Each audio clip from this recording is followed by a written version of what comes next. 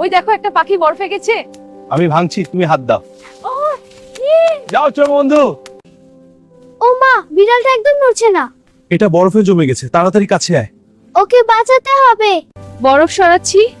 হ্যাঁ, আমি সহায় হয়েছি দেখো।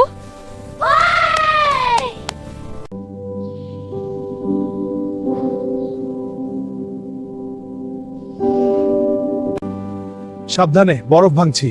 আস্তে করো, কুকুরটা ভয় পাচ্ছে। প্রায় হয়ে গেল। শান্ত হও বাবু, আমরা এখনই বাড়ি যাব। বা আমি সাহায্য করব। হ্যাঁ সোনা, তুমি পাশে দাও। এখনো কাঁপছে। প্রায় হয়ে গেছে।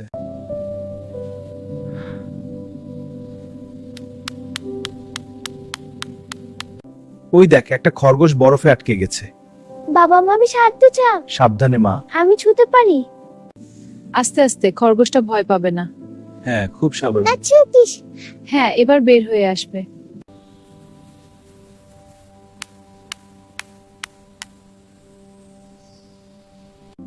সাবধানে, বরফ পিছলা। আস্তে আস্তে, ভয় পাচ্ছে। হ্যাঁ ধরো, শান্ত রাখো। প্রায় হয়ে গেল।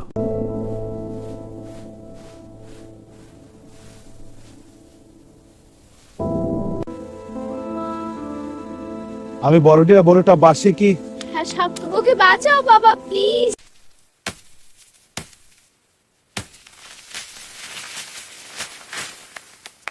আইস ভাঙছে, শিশুকে এদিকে আনো। হ্যাঁ ধরো তাকে। আচ্ছা, ফেলো সাবধান। বাবা। ভয় নাই, আমি ধরছি। ভাঙো ভাঙো।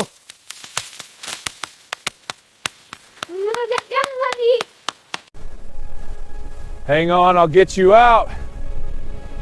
One more hit. তোমাকে দেখে মনে হয় তুমি শুধু কল্পনার সৃষ্টি নও।